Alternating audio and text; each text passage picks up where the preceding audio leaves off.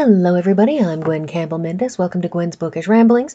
So, last book in this trilogy, although apparently not the last book in this series, but I'll get around to the rest of the series if and when I get around to it. You know how you sometimes lose momentum on a series.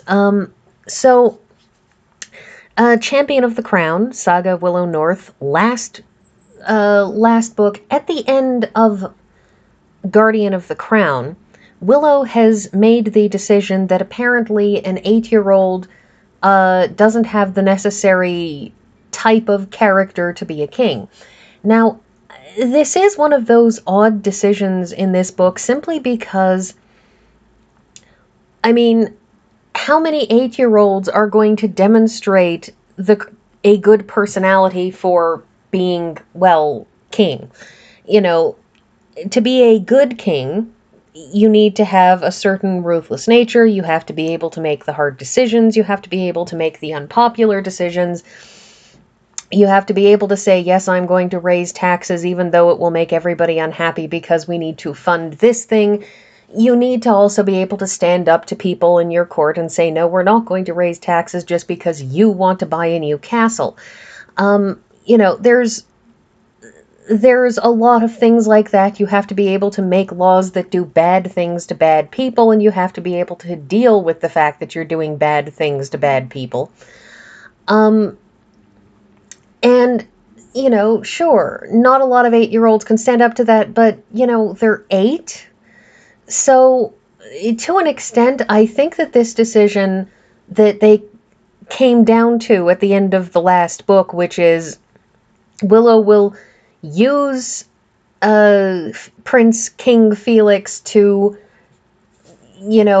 rally everybody in Tremontaine under the flag, and then they'll take out Felix's uncle who took over the country, not merely in a bloody coup, but also with sort of a double illegality because he is an ascendant, that is, a magician, and he's not allowed to be on the throne, so it's kind of like, not only did you murder everybody, but even if you had been able to get on the throne, without killing a whole bunch of people, you still shouldn't have been on the throne because that's illegal too. Anyway, so they're going to do that, and then they're going to fake Felix's death, and then Willow will get to pick who's going to be king.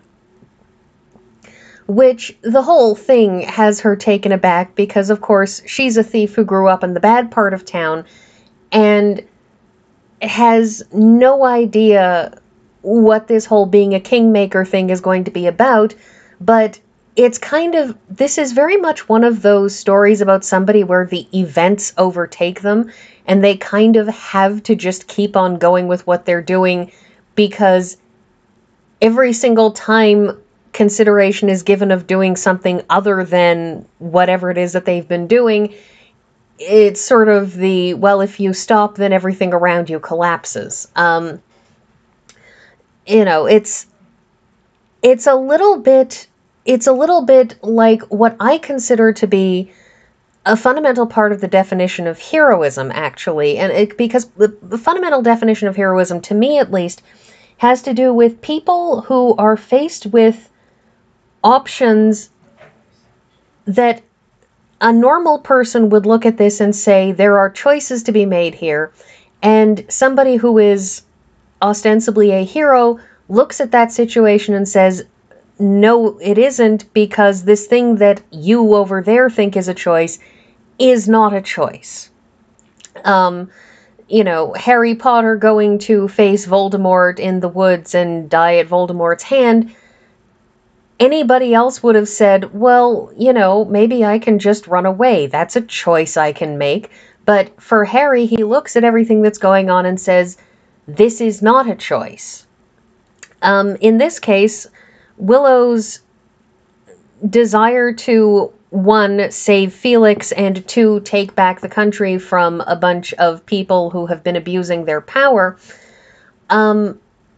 that's very much to her not a choice, because every single time she says, well, maybe I can do something else, the moment she is presented with the outcomes that will happen if she does take off, if she does just take Felix and run, if she does just back away from the leadership of an army, and she does wind up in charge of an army, she looks at the fallout that will happen and says, oh, I can't do this because there will be fallout.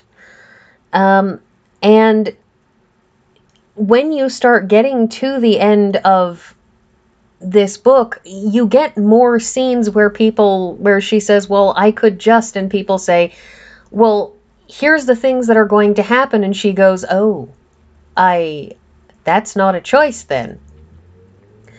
And so what she winds up having to, through the bulk of this book, is basically her having to be at the head of an army, which is something that she has a lot of trouble with because she's not trained to be at the head of an army. She does that thing that smart leaders do, which is to say, you smart general guy who knows how to lead an army, you give me a bunch of suggestions and I'll follow your suggestions.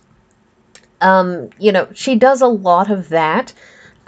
She does a lot of, making strategic decisions, but they're strategic decisions of, we need to scatter the people with the anti-magician weapons so that throughout the army, so that no matter what side we're attacked from, somebody there has an anti-magician weapon. General guy, you figure out how to do this. And it's one of the ways in which we show Willow as being smart, which is always a very appealing characteristic, in my opinion, in a protagonist, is somebody who's, in this case, smart enough to know where the holes in her understanding are and to effectively grab somebody else who might know better. She makes a few mistakes in the course of this that we can sort of all from the outside see coming, but at the same time you have eminent sympathy because, well, her compatriot, Giles, I believe his name is Giles, no notes, because I don't do notes. He's somebody that we met in the first book, and he's one of those people who has been acting in rebellion against the Ascendants, trying to stop them, and so on and so forth, and he's been very, very helpful and become kind of a friend in the second book, and then you get to the third book, and that's when he starts killing Ascendants who were basically helpless. That they were tied up, that there were Ascendants who didn't have powers that could be used offensively. And when it happens, he's very smart about it. And while she's suspicious, and indeed probably more than aware that he's doing this, is it Rufus? There's an R in his name. Or maybe whatever his name is. Anyways, we'll call him Giles because I don't remember for sure. He's very smart about it, and she's suspicious, but she doesn't have any evidence. And the thing is that she's right about one thing, which is that when you are in charge, when you're a leader, you can't go around arbitrarily arresting and executing people without due process and all those kinds of things, because then that just makes you one of the bad guys, and it means that nobody trusts you, and it doesn't matter if you know that this person has done it without due process, without genuine certainty, without real evidence. What you're doing is problematic. So we go through this, and they run across one Ascendant who actually agrees to be on their side, and she's a healer. But the thing is that she's not a healer in that the only thing she can do is heal. What she is somebody who can manipulate the human body. And as anyone who has ever speculated about how airbenders in Avatar Last Airbender could kill by suffocating somebody, who speculate about what bloodbending could do in, again, Avatar, that somebody who can manipulate the internal workings of the human body is somebody who knows how to stop your heart with a thought, who knows how to kill you in myriad ways with just the flick of a finger, because there are so many points in the human body that if you just know where they are, you can cause instant death. And so this ascendant helps them by helping them fake first an illness and then eventually Felix's death. And then they've won. Willow has gotten to live out her life's dream of climbing a particular tower in the capital city, which she's wanted to climb her whole life, and she finally got to, so, you know, living out your dreams in the end. And they've defeated the bad guy, and they've taken back the castle, and now Felix is ostensibly dead. And now she has to pick the king. And what happens is, she lands on the guy she was going to pick the guy who had originally been shortlisted as Felix's regent, except that all of the rest of the nobility don't want him, and they basically bluntly tell her, if you wind up choosing him to be king next, we're going to get into a fight over this because we're not going to let him be king. And she says, well, then who's going to be king?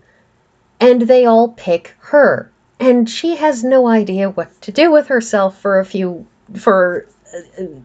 good couple hours, because she's a thief from the lower city and they've asked her to be queen. And this is the point where the fairy tale sort of really kicks in, because while there is grief at her having to break her promise to Felix, it's sort of an implicit promise, but nonetheless a promise that, you know, they'll run away together and be, you know, happy and everything else.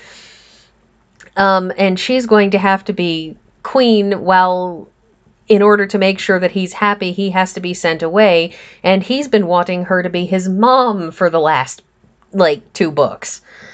So you have that heart-rending decision. And then, and she winds up going to one of the people she called on in the final battle, which is one of the basically guys who runs the city's underworld. That he's kind of like, not a mafioso exactly, but, he runs a network of thieves, and while she never worked for him, he was still her friend. That's it. That's Rufus. And Rufus... She says, Rufus, they want me to be queen. And Rufus says, well, here's the thing. You have to be willing to lose, and you have to never let them see you sweat.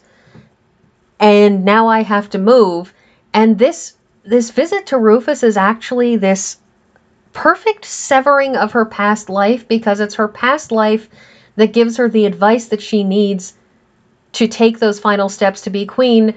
But that's the last contact she's going to be able to have with her past life, because she's on the other side now, as he points out. She's going to be queen. She's going to have to make the laws, and that means she's going to have to arrest people, and it means he has to move because, well, if the queen knows where the head of one of the local, criminal concerns are, if she knows where the headquarters are, she's going to have to send guards to break it up, and he's going to have to move.